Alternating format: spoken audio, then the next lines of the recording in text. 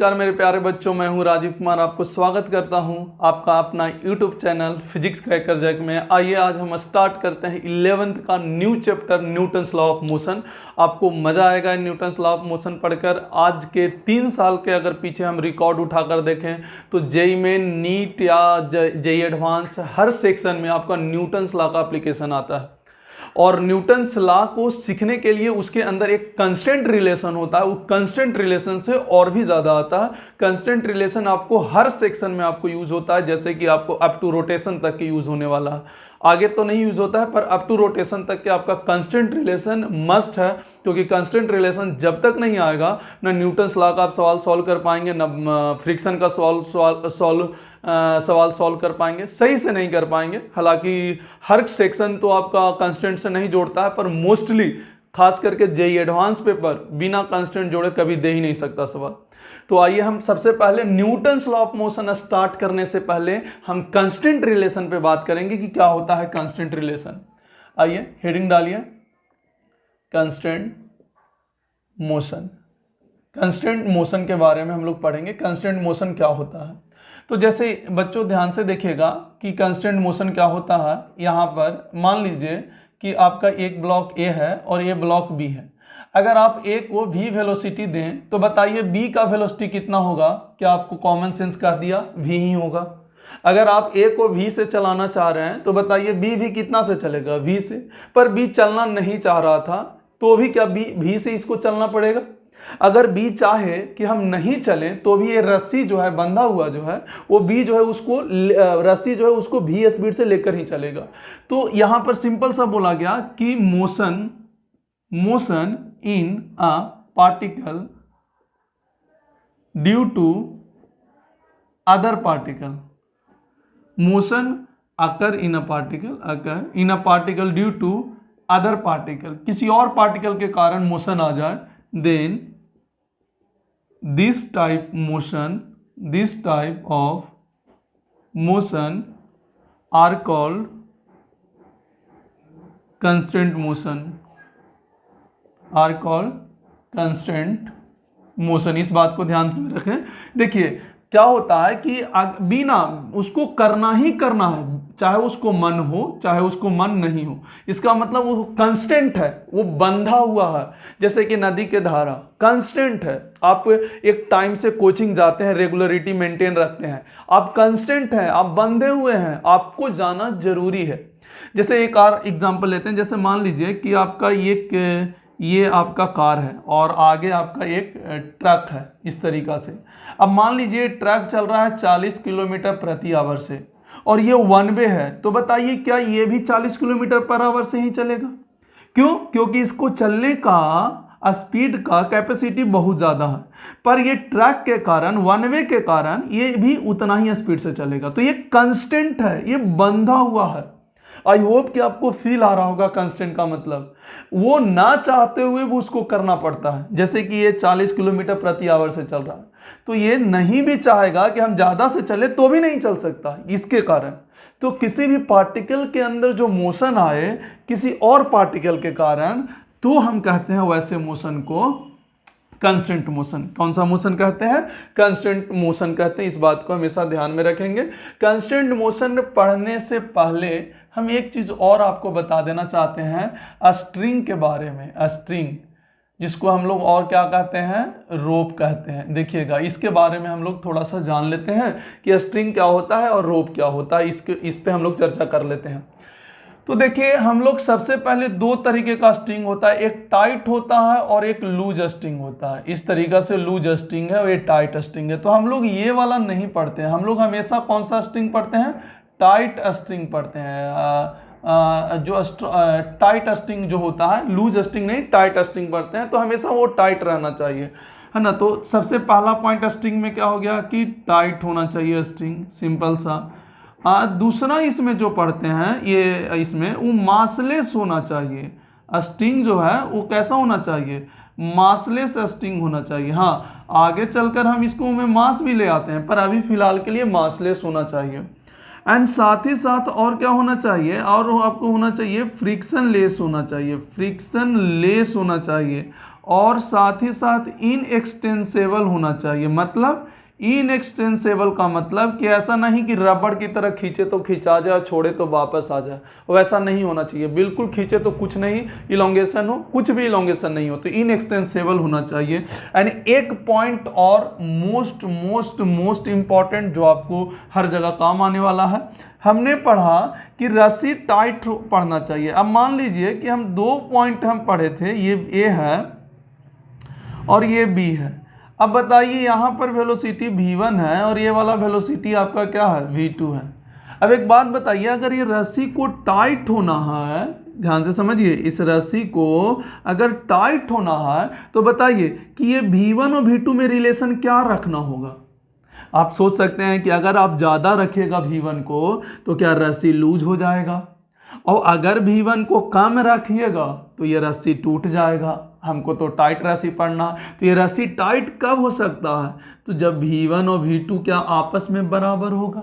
सोच के देखिए, ये रस्सी टाइट कब हो सकता है, जब v1 v2 बराबर हुआ। तो यहां से कॉन्सेप्ट क्या मिला, तो सिंपल से यहां से कॉन्सेप्ट मिला कि velocity at each point on the string, each point on the string and along the string, ये भी याद रखना है, and along the string will be same।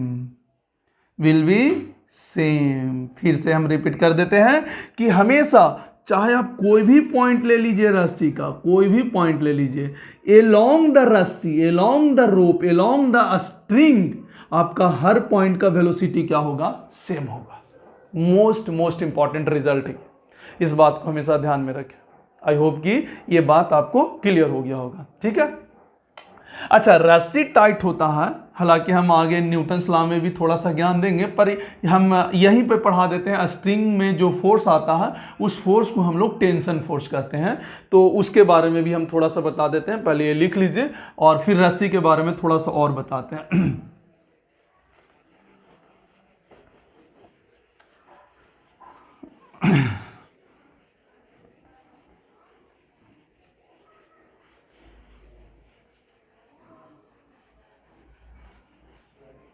चलिए, स्ट्रिंग में ही थोड़ा सा और पॉइंट बताते हैं। जैसे कि रस्सी के आप टाइट किए तो रस्सी में फोर्स आता है, तभी तो टाइट रहेगा। रस्सी टाइट कब रहता है, जब उसमें फोर्स लगेगा, नहीं तो वो लूज हो जाएगा। तो यहां पर ऐसे बोला गया कि force exist in a string known as tension force. जो रस्सी में आता है उसको हम टेंशन फोर्स कहते हैं। जो रस्सी में फोर्स आपको आता है ना, उस फोर्स को हम क्या कहते हैं, टेंशन फोर्स कहते हैं।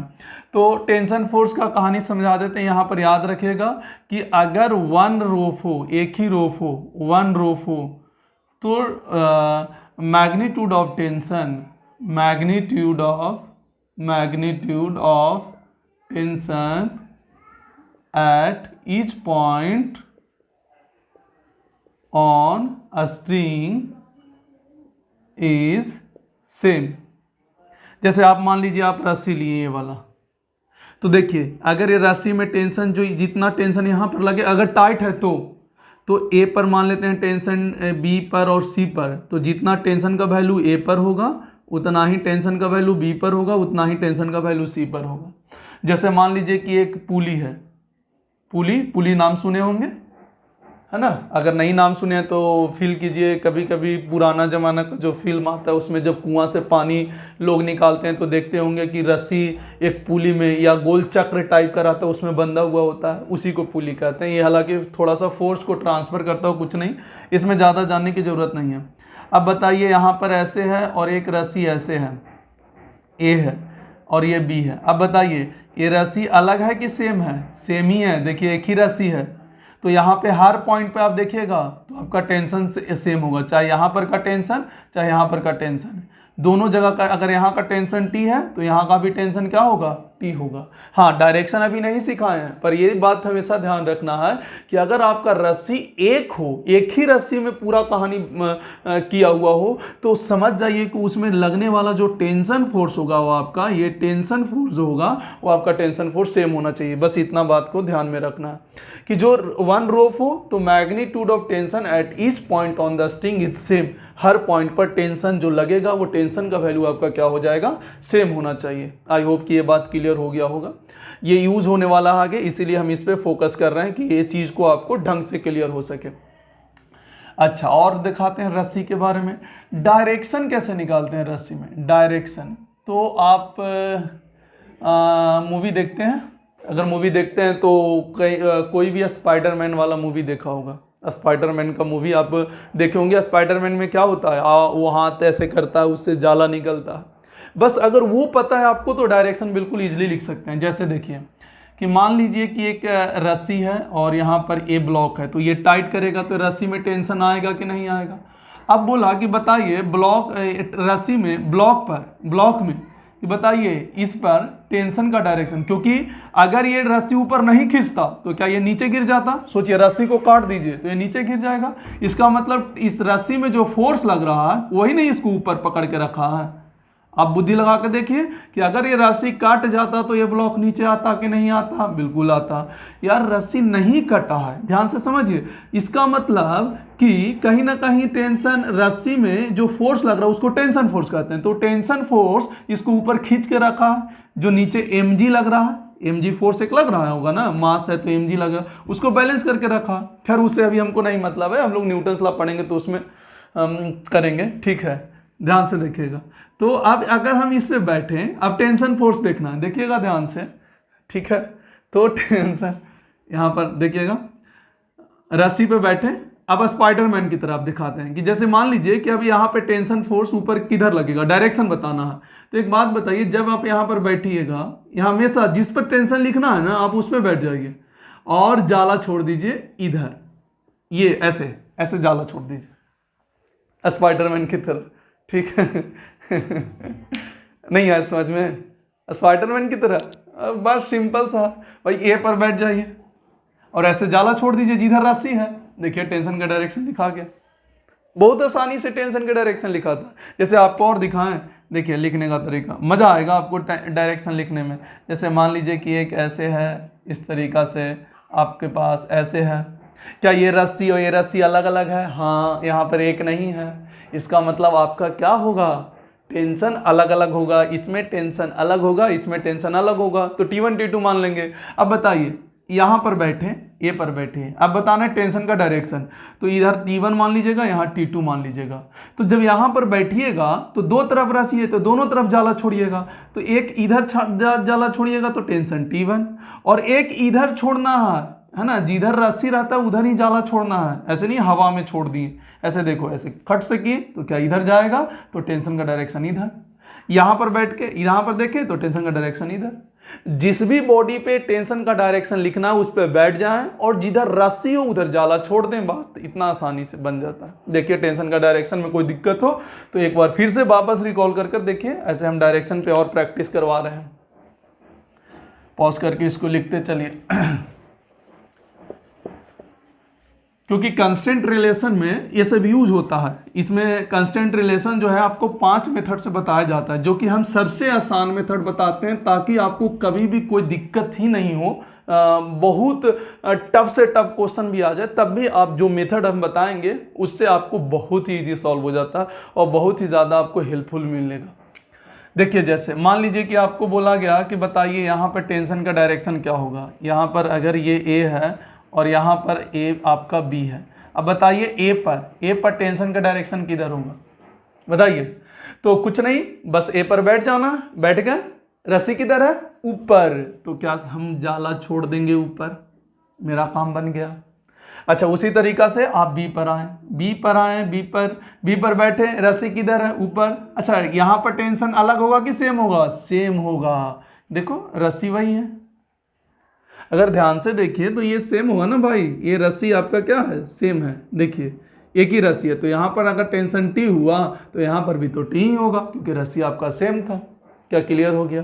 तो कहीं भी आप टेंशन का डायरेक्शन बहुत आसानी से लिख सकते हैं। बस ये देखें कि कौन से बॉडी पे आपको टेंशन का डायरेक्शन पूछ रहा है। आप वहाँ पर बैठें और जिधर रस्सी होता है उधर आप जाला छोड़ दें, आपको काम बन जाता है। दूसरा, इसमें एक और कॉन्सेप्ट यूज होता है। जैसे मान लीजिए कि हम इस पे यहाँ पर इस पर ये पुली पर टेंशन लिखते हैं, तो देखिए एक इधर रस्सी है तो इधर जाला छोड़ेंगे, एक इधर भी रस्सी है तो इधर जाला छोड़ेंगे। अब बताइए कि इधर रस्सी टेंशन टी है तो इधर आऊँ तो टी ही ना है, इधर भी टी ही है, इधर भी टी ही ना है। अच्छा, ऊपर वाला रस्सी अलग है, तो यहाँ पर बैठ के जो जाला छोड़ेंगे वो ये T1 हो जाएगा। अच्छा, अब ये देखना है कि ये T1 किसके बराबर होगा, तो 2T के बराबर होगा। T और T 2T, इस बात को ध्यान में रखना होगा आपको। यहाँ पर किसके बराबर होगा, T और T है, ये कितना हो जाएगा 2T, तो यहाँ पर T1 2T हो जाएगा। यहाँ पर देख लीजिए, ये दोनों को जोड़ दीजिए। जब भी आपको ऐसा दिखाई दे, जब भी आपको ऐसा दिखाई दे, आपको इस तरीक़ा से टेंशन लिख देना कि अगर यहाँ पे T है, यहाँ पे T है, तो दोनों को जोड़िएगा तो किसके बराबर हो जाएगा, ये 2T के बराबर। ये कैसे आता है बाद में हम लोग सीखेंगे जब न्यूटन सेकेंड लॉ जान जाएंगे, ठीक है ना। बाकी तो हम लोग को अभी कोई मतलब नहीं है। अगर T और T तो वहाँ पर क्या हो जाएगा 2T। जैसे एक एग्जाम्पल और करा देते हैं आपको, और भी जल्दी से सब समझ में आ जाएगा, फास्ट कैलकुलेशन करने आ जाएगा और हमारे लिए भी बहुत आसान होगा। जैसे देखिए, मान लीजिए कि आपके पास कुछ इस तरीक़ा से पुली है, मान लीजिए ए है और ये आपके पास इस तरीक़ा से है, ये आपका बी है और ये है, ठीक है। अब हर जगह आपको टेंशन लिखना है, तो बताइए यहाँ पर बैठेंगे तो क्या जाला ऊपर छोड़ेंगे तो टी हो जाएगा, ठीक है। क्या ये वाला रस्सी एक ही है, देखिए ये पूरा रस्सी एक है तो सब में टेंशन टी लगेगा। ये पूरा रस्सी देखते जाइए, ये क्या आपका पूरा रस्सी एक ही है, तो हर जगह टेंशन क्या होगा, क्या सेम होगा। तो देखिए अगर यहाँ पर टी है तो यहाँ पर भी क्या होगा, टी होगा। अब बताइए यहाँ पर क्या होगा, क्या यहाँ पर भी टी होगा, क्योंकि एक ही राशि है। अच्छा, यहाँ पर बैठ के इस पुली पर लिख रहे हैं आप, तो पुली पर लिखेंगे तो यहाँ पर बैठेंगे तो क्या एक राशि इधर है तो इधर भी टेंशन जाला इधर छोड़ेंगे तो टी के बराबर ही होगा, क्योंकि राशि सेम है, ये राशि सेम है, तो यहाँ टी है तो यहाँ भी टी है। अच्छा, एक और राशि है, जब पुली पर बैठ के लिख रहे हैं तो एक और राशि है, तो इधर कितना हो जाएगा, टी है, तो ये टी। अब बताइए, ये उसी टाइप का ना सिचुएशन है, ऊपर टी और टी है तो ये अलग राशि है, अलग राशि है, तो यहाँ पर हम बैठ के लिखेंगे। अगर पुली पर लिखते हैं तो डायरेक्शन नीचे, लेकिन अगर ब्लॉक पर लिखेंगे तो डायरेक्शन ऊपर। ब्लॉक पर बैठे तो ब्लॉक पर बैठेंगे तो ये T1 होगा, और अगर पुली पर बैठे तो नीचे की ओर होगा। इसको थोड़ा सा बड़ा करके समझा देते हैं, हालांकि पुली पर कोई मतलब नहीं है, पर हम लोग को ब्लॉक पर ही लिखना है। पर हम यहाँ देखते हैं, अगर आप पुली पर बैठे हुए हैं तो एक टेंशन इधर T1 लगेगा, और राशि तो एक ही ना है, तो पूरे राशि में टेंशन सेम है। अब अगर ब्लॉक पर लिखते हैं तो ब्लॉक पे बैठिए, ब्लॉक पे बैठिएगा तो राशि किधर है, ऊपर ना, तो जाला छोड़िएगा ऊपर, तो ऊपर उतना ही लगेगा T1।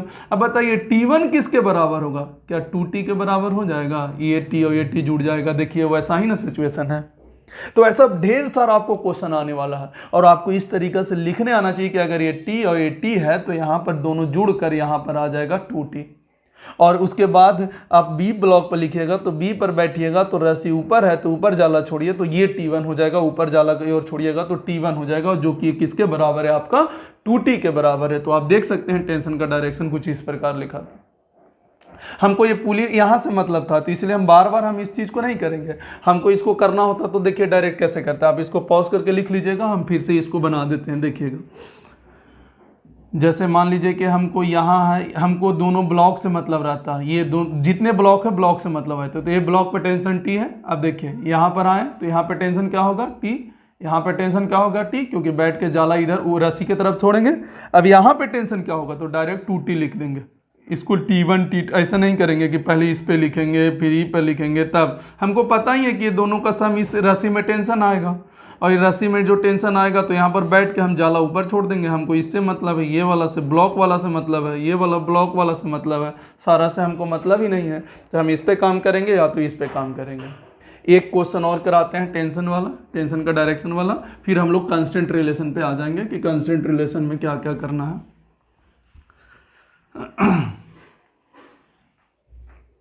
ध्यान से देखिए आप,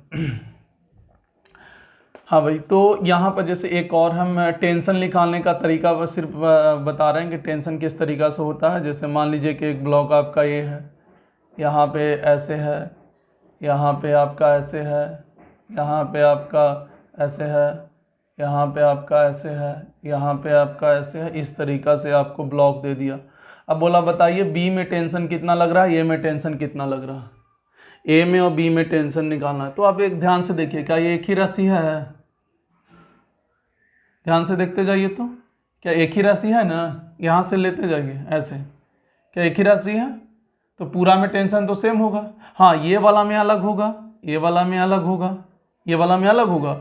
जितना राशि सेम होता है ना, बस उतना ही में टेंशन आपका क्या होगा, सेम होगा। तो देखिए यहाँ पर टी होगा, क्योंकि यहाँ पर बैठेंगे तो ऊपर लगेगा। अब आते जाइए, तो यहाँ पर भी क्या होगा, टी, यहाँ पर टी। तो बताइए यहाँ पर 2t हो जाएगा। फिर उसी तरीक़ा से यहाँ पर टी, यहाँ पर टी, तो यहाँ पर क्या हो जाएगा, 2t हो जाएगा। अब फिर इसी तरीक़ा से इसमें क्या हो जाएगा, टी। अब बताइए बी वाला में टोटल कितना टेंशन हुआ, 2, 2 4, 1 5, तो 5t। और इसमें कितना हुआ, टी। तो देखिए यहाँ पर टेंशन। अभी हम फाइनल सॉल्यूशन नहीं कर रहे हैं, हम लोग सिर्फ टेंशन पे बात कर रहे हैं कि किसी भी ब्लॉक पे अगर टेंशन निकालना हो तो हम किस तरीक़ा से सोचते हैं। अगर ढेर सारा पुली हो, ढेर सारा ब्लॉक हो, तो हम किस तरीक़ा से फाइंड आउट करते हैं। अब मेन मुद्दा पे आते हैं, कांस्टेंट रिलेशन पे। आपको टेंशन आ गया होगा, लिखने का तरीका, डायरेक्शन के साथ साथ सारा चीज़ आ गया होगा। चलिए भैया, कांस्टेंट रिलेशन का मतलब होता है कि जैसे मान लीजिए कि अगर ये हमारे पास ये A है और ये B है, और अगर ये V1 से चल रहा है तो ये भी कितना से चलेगा, ये V2 है, तो V1 और V2 में रिलेशन क्या, ऐसे V1 V2 ऐसे। अच्छा, अगर ये x1 दूरी चला और इसको x2, तो बताओ x1 x2 में रिलेशन क्या, तो x1 बराबर x2, जितना ये चलेगा उतना ये चलेगा। अगर एक्सेलरेशन में देखा जाए, ये A1 है और ये A2 है, तो अगर एक्सेलरेशन इसका A1 है तो क्या A2 भी, A1 A2 आपस में बराबर होगा। अब यहां से हम क्या सीखें, ध्यान से समझिए। हमको बहुत सारा सिचुएशन देगा और हमको हो सकता है वेलोसिटी में रिलेशन पूछे, हो सकता है कि डिस्प्लेसमेंट में रिलेशन पूछे। अभी ना सेम है, हर बार सेम नहीं रहेगा, वही तो निकालना है। हर बार सेम होता तब तो जिंदगी आसान होता। अब आसान वाला नहीं, थोड़ा टफ में जाना। हम एक आसान वाला से आपको बता रहे हैं कि जितना वेलोसिटी है उतना ही वेलोसिटी इसका, जितना डिस्प्लेसमेंट इसका उतना ही इसका, जितना एक्सेलरेशन इसका उतना ही एक्सेलरेशन इसका। हमको हर बार ये तीनों में से किसी के रिलेशन पूछेगा। लेकिन यहाँ से एक चीज सीख गए कि जो रिलेशन डिस्प्लेसमेंट के साथ है वही रिलेशन वेलोसिटी के साथ, वही रिलेशन एक्सेलरेशन के साथ। अगर एक बार रिलेशन हम किसी तीनों में से एक का निकाल लिए तो बाकी दो का रिलेशन भी वही होगा। जैसे कि मान लिया जाए कि हम एक निकालें कि एक का वेलोसिटी जो है दूसरे का वेलोसिटी से दुगना है, तो ऑब्वियस है एक्सेलरेशन भी दुगना होगा और डिस्प्लेसमेंट भी दुगना होगा। अगर मान लिया जाए सॉल्व किए और 3 गुना वेलोसिटी निकल गया या 3 गुना डिस्प्लेसमेंट निकल गया, तो वेलोसिटी भी 3 गुना हो जाएगा और आपका एक्सेलरेशन भी 3 गुना हो जाएगा। तो इस तरीका से तीनों का सेम कंस्टेंट होता है, किसी भी एक का आप निकाल लीजिए, आपका अगला का काम बन जाता है। आई होप कि ये बात आपको क्लियर हो गया होगा। इसको निकालने का एक और तरीका हम बताते हैं, बस उस चीज को कॉन्सेप्चुअली हमको देखना है। Summation of T dot x, dot product सुने हैं, इक्वल टू 0।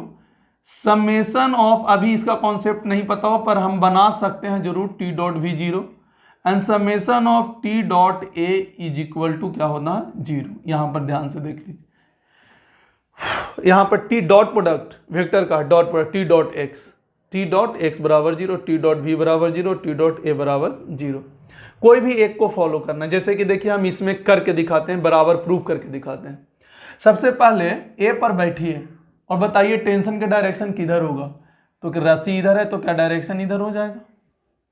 अच्छा, बी पर बैठिए, अब बताइए टेंशन का डायरेक्शन किधर होगा, तो जिधर राशि उधर जाला छोड़ दो।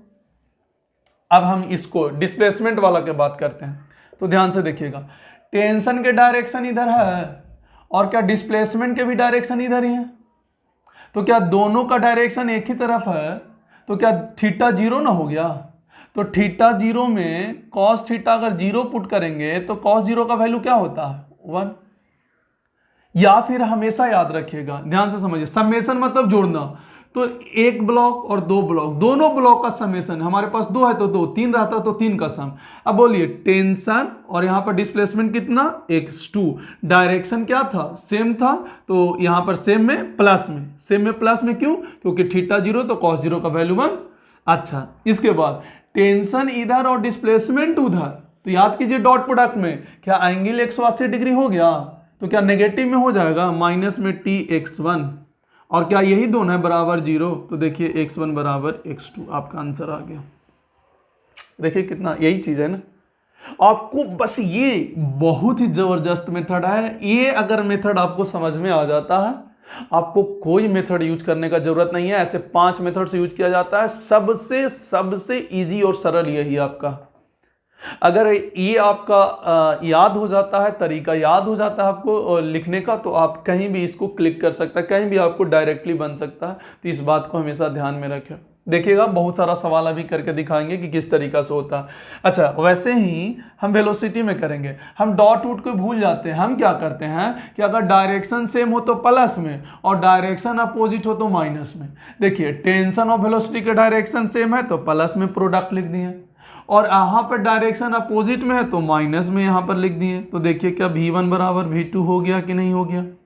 उसी तरीका से एक्सेलरेशन के साथ भी देखिए, तो t क्या हो जाएगा, a2 हो जाएगा, डायरेक्शन सेम था, वहाँ पे डायरेक्शन अपोजिट है तो नेगेटिव में हो जाएगा। फिर से देखिए a1 बराबर a2, हम सिर्फ कॉन्सेप्ट को बताना चाह रहे थे। देखिए क्या तीनों का सेम आया कि नहीं आया, कहीं भी यही तीन यूज करते हैं। वेलोसिटी वाला दे तो ये यूज करेंगे, एक्सेलरेशन वाला दे तो ये यूज करेंगे, और हम डॉट वूट प्रोडक्ट का बार बार माइंड में हम नहीं लेते हैं। हम देखते हैं कि डायरेक्शन सेम है तो पॉजिटिव और डायरेक्शन अपोजिट है तो नेगेटिव।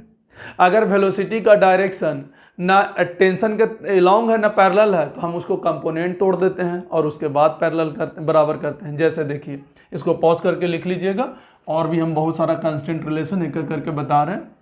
हालांकि आज तो नहीं ख़त्म होगा, 2 क्लास 3 क्लास लगता है कांस्टेंट रिलेशन में, तो उसमें हम लोग देखते हैं कि आज कितना कर पाते हैं। हालांकि आज बहुत ही कम करेंगे क्योंकि आज इंट्रोडक्शन क्लास है। देखिए जैसे क्वेश्चन बताते हैं, जैसे मान लीजिए कि आपका रॉड है, ठीक है, ये रॉड है, ठीक है, यहाँ पर वेलोसिटी ऐसे है v1, एंगल है θ1, और ये है वेलोसिटी v2 और ये एंगल है θ2। अब बताइए यहाँ पर रिलेशन क्या होगा। यहाँ पर बताना है आपको relation v1 v2 and θ1 and θ2 में। क्वेश्चन लिख लीजिएगा, find relation between v1 and v2 and θ1 and θ2, v1 v2 θ1 θ2 सब में, चारों में। तो एक बात बताइए, सबसे पहले यहाँ पर आप बैठिए, टेंशन का डायरेक्शन इधर क्योंकि इधर रस्सी है, यहाँ पर बैठिए, टेंशन का डायरेक्शन इधर। अभी देखिए वेलोसिटी जो आपका है ना टेंशन के अलॉन्ग है ना टेंशन के अपोजिट है, तो क्या करेंगे हम वेलोसिटी का कंपोनेंट तोड़ देंगे, जो या तो अलॉन्ग होगा या तो अपोजिट होगा। तो देखिए हमको ये वाला से मतलब नहीं है, पर हम लिख देते हैं v2 का तोड़िएगा तो ये क्या आ जाएगा, v2 cos θ2, और ये क्या आ जाएगा, क्या v2 sin θ2। अब देखिए क्या ये वाला वेलोसिटी टेंशन के अलॉन्ग है, क्या ये वाला वेलोसिटी टेंशन के अपोजिट है। टेंशन देखिए इधर लग रहा है तो इधर है, तो हम बार बार ये नहीं, अगर हम क्या देखें, हम शुरू में क्या देखें कि या तो टेंशन के अलॉन्ग होता था या तो एंटी पैरेलल होता था, मतलब अपोजिट होता था। बट अगर ये दोनों के अलावा ना हो तो हम कंपोनेंट तोड़ देंगे अलॉन्ग में, या तो अलॉन्ग में होगा या तो एंटी पैरेलल में होगा।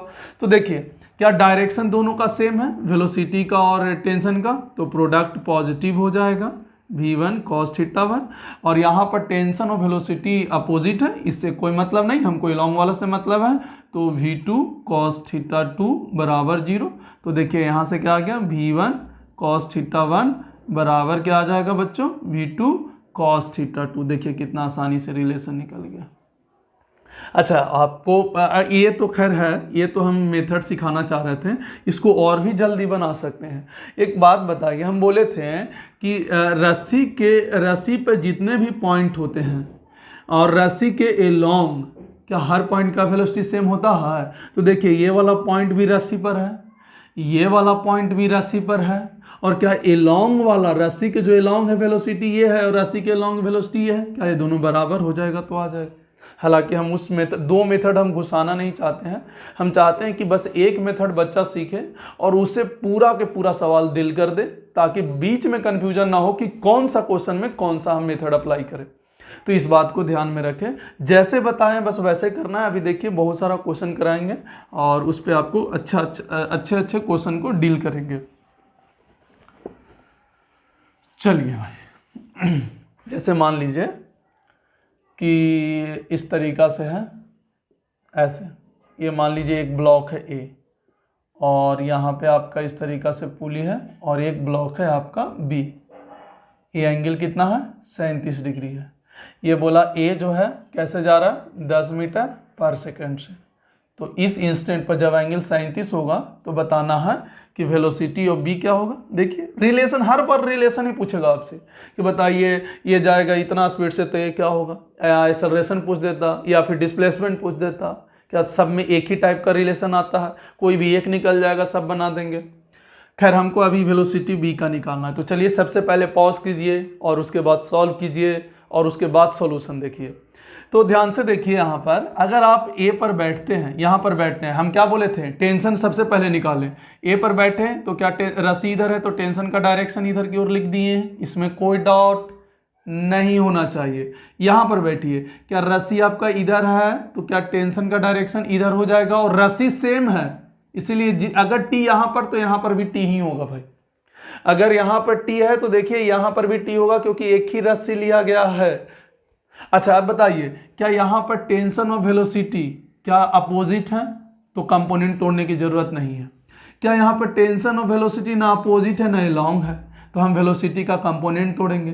तो वेलोसिटी का कंपोनेंट किधर, टेंशन के एलॉन्ग कोशिश करो, या एंटी पैरेलल, तो एंटी पैरेलल तो हो नहीं सकता, एलॉन्ग ना तोड़ेंगे। अगर वेलोसिटी ऐसे है तो इधर तोड़ेंगे तो कितना आएगा बोलिए, क्या वी cos 37। और ना था दोनों में से एक कोई भी कर सकते हैं। यहाँ पर एक और कहानी बताते हैं, या तो वेलोसिटी का कंपोनेंट टेंशन के तरफ तोड़े या तो टेंशन का कंपोनेंट वेलोसिटी के तरफ तोड़े, दोनों में से कोई भी काम आप कर सकते हैं। या फिर से सुन लीजिए, या तो वेलोसिटी का कंपोनेंट टेंशन के तरफ तोड़े। ये कब तोड़ना पड़ता है, जब ना टेंशन और वेलोसिटी के एलॉन्ग हो और एंटी पैरेलल हो। मतलब अगर एलॉन्ग नहीं हो, टेंशन और वेलोसिटी पैरेलल नहीं हो, या फिर टेंशन वेलोसिटी एंटी पैरेलल नहीं हो, तब हम तोड़ेंगे। किसी एंगल पर होता तोड़ेंगे। लेकिन देखिए वेलोसिटी का कंपोनेंट तोड़ना थोड़ा सा टफ लगेगा, लेकिन टेंशन वाला आसानी से टूट जाएगा, थोड़ा अच्छा लगता है देखने में। ऐसे तो तोड़ इसको भी सकते हैं। तो देखिए टेंशन का कंपोनेंट इधर कितना आएगा, तो जिसके साथ एंगल होता है उधर कॉस हो जाता है और इधर कितना हो जाएगा, साइन हो जाएगा। आप किसी का भी कंपोनेंट बस एलॉन्ग में ले आना है या एंटी पैरेलल में ले आना है, ये बात ध्यान में रखना है। एलॉन्ग में या फिर एंटी पैरेलल में ऐसे करके ले आना है। तो या तो हम टेंशन का कंपोनेंट तोड़ देंगे और ना तो वेलोसिटी का भी तोड़ सकते हैं, किसी का भी तोड़ सकते हैं। तो देखिए यहाँ पे डायरेक्शन अपोजिट है तो नेगेटिव में हो जाएगा और यहाँ पे डायरेक्शन सेम है तो क्या पॉजिटिव में हो जाएगा। ऐसे भी जो निकालना रहता है उसको हम साइन उनके साथ नहीं लिख सकते, सीधा सीधी पॉजिटिव लिख देते हैं। टी कॉस 37 बराबर 0। देखिए टी कॉमन हो जाएगा तो वी बराबर कितना आ गया 10 बट्टा cos 37 डिग्री। तो देखिए यहाँ से वी आपका सॉल्व हो जाएगा। कितना आसानी से देखिए सॉल्व हो गया वी। आपको बस ये करना है, हम वापस कॉन्सेप्ट को रिपीट कर रहे हैं। अगर टेंशन वेलोसिटी पैरेलल हो तो पॉजिटिव प्रोडक्ट ले लो, अगर एंटी पैरेलल हो तो नेगेटिव प्रोडक्ट ले लो, और अगर किसी एंगल पर हो तो जहां पर जैसा सहूलियत हो कि टेंशन का कंपोनेंट तोड़ने में तुमको सहूलियत है वेलोसिटी के लॉन्ग तो वो तोड़ लें, या फिर वेलोसिटी का कंपोनेंट तोड़ने में ज़्यादा आसान है तो वो तोड़ लें। आपका वो मर्जी है कहाँ पे आसानी से टूट जाएगा, बस एलॉन्ग या एंटी पैरेलल हो जाना चाहिए ताकि हम चीज़ों को समझ सकें। देखिए इसमें एक और क्वेश्चन कराते हैं, देखिएगा खटखट अब सवाल बनेगा। अब बताइए, जैसे मान लीजिए कि आपका ये इस तरीका से है, यहाँ पे एक रिंग है, ये रिंग है और आपका कुछ इस तरीका से ऐसे पुली फिक्स किया हुआ है और मान लीजिए कि ये ब्लॉक ए है, ये जा रहा है नीचे कितना से 10 मीटर पर सेकेंड से। तो आपको बताना है कि रिंग का वेलोसिटी क्या होगा। आपको बताना है कि रिंग का वेलोसिटी क्या होगा, कि इस ए रिंग का वेलोसिटी कितना एंगल है, जबकि ये वाला एंगल दे रखा है आपको 53 डिग्री। ये एंगल आपको कितना दे रखा है 53 डिग्री, तो किस वेलोसिटी से जाएगा। तो कुछ नहीं, फिर से क्या करना है, क्या हम टेंशन का कंपोनेंट यहाँ पर बैठेंगे तो टेंशन का डायरेक्शन क्या इधर होगा कि नहीं होगा। यहाँ पर बैठे, रस्सी इधर है टेंशन, अब टेंशन का कंपोनेंट क्या हम वेलोसिटी की तरफ तोड़ लें। अब बताइए 53 है, ये ऐसा नहीं कि सर ये मोटा एंगल है ये वाला छोटा, वही एंगल है, ये रिंग उतना बड़ा कर दिए हैं, तो इधर कितना कंपोनेंट टूटेगा, क्या t cos 53 डिग्री टूट जाएगा। ध्यान से समझिए क्या टूटेगा, t cos 53। अच्छा वेलोसिटी इधर है, यहाँ पर देखें, यहाँ पर बैठेंगे तो टेंशन किधर होगा, ऊपर होगा, वेलोसिटी किधर है, नीचे है। अब बताइए प्रोडक्ट जो होगा, यहाँ पर प्रोडक्ट नेगेटिव होगा और वहाँ पर तो निकालना है, तो प्रोडक्ट के साथ नहीं भी लिखेंगे तो काम चलेगा अपने आप, आंसर में उसी के हिसाब से आएगा। देखिए तो यहाँ पर वेलोसिटी ऑफ रिंग जो आएगा वो पॉजिटिव आएगा। पॉजिटिव का मतलब जिधर टेंशन का डायरेक्शन है ना उधर ही वेलोसिटी जाएगा, अगर पॉजिटिव है। और नेगेटिव आता मतलब उसका अपोजिट जाएगा, जो भी टेंशन का डायरेक्शन उसका अपोजिट होगा तभी नेगेटिव हो सकता है, तो इस बात को भी ध्यान में रखें। खैर ये वाला बात आपको समझ में आ गया होगा। सिंपल सा, टेंशन का कंपोनेंट तोड़े वेलोसिटी की तरफ या फिर वेलोसिटी का कंपोनेंट तोड़े टेंशन की तरफ, कोई फर्क नहीं पड़ता, बस एलॉन्ग और एंटी पैरेलल होना चाहिए। और प्रोडक्ट अगर पैरेलल हो तो पॉजिटिव और एंटी पैरेलल हो तो नेगेटिव। बहुत सारा ऐसे सवाल आपको किया जा सकता है। अभी एक एक करके हम 2-3 सवाल 4 सवाल और कराते हैं, देखिएगा, खुद से सॉल्व भी कीजिएगा। जैसे कि आपको ऐसे दे दिया जाए कि मान लिया जाए ऐसे है, देखिए यहाँ पर ऐसे है, कोई ब्लॉक ए है और ये आपका यू से नीचे जा रहा है और आपके पास जो है ये जो है इस तरीक़ा से, ये आपका क्या है बी है और ये एंगल आप मान लीजिए थीटा है और ये आपका वी से इधर आ रहा है और एंगल थीटा है। तो बोला find relation between u and v, find relation between u and v. ठीक है, तो फिर से देख लीजिए, यहाँ पर बैठिएगा टेंशन का डायरेक्शन ऊपर होगा, यहाँ पर बैठिए टेंशन का डायरेक्शन इधर होगा, यहाँ तो वेलोसिटी ठीक है, तोड़ने का ज़रूरत नहीं है, यहाँ पे तोड़ने का ज़रूरत है। तो हम टेंशन का कंपोनेंट इधर तोड़ेंगे तो कितना आएगा, टी कॉस थीटा, ये टी है, थीटा इधर है तो इधर टी कॉस थीटा, उधर T sine theta. T sine theta से हमको कोई लेना देना नहीं है, इधर क्या टूटेगा, टी साइन थीटा। यहाँ पर जिसके साथ थीटा होता है उधर कॉस थीटा, उसके परपेंडिकुलर क्या होता है, साइन थीटा। अब बताइए वेलोसिटी अलॉन्ग है, ये डायरेक्शन सॉरी यहाँ पर हालांकि डायरेक्शन वेलोसिटी दे दिया है तो अब हम लिख सकते हैं साइन के साथ। तो यहाँ पर देखिए अपोजिट है तो क्या होगा टी इंटू यू, और यहाँ पर क्या होगा minus T into T into ऐसे V into T cos theta बराबर 0। तो यू बराबर क्या हो जाएगा, वी कॉस थीटा हो जाएगा। देख लीजिए आपके पास रिलेशन आ गया। सिंपल है, बहुत सिंपल है। आप चीज़ों को एक बार सिर्फ समझ जाइए, इसीलिए बोले थे कि एक मेथड याद रखिएगा। ऐसे तरीका बहुत सारा होता है पर हम लोग हर तरीकों को फॉलो नहीं कर रहे हैं, हम सिंपल सा एक तरीका को फॉलो कर रहे हैं, बस उसी के हिसाब से हम सब बनाते चलते जा रहे हैं। जैसे देखिए, और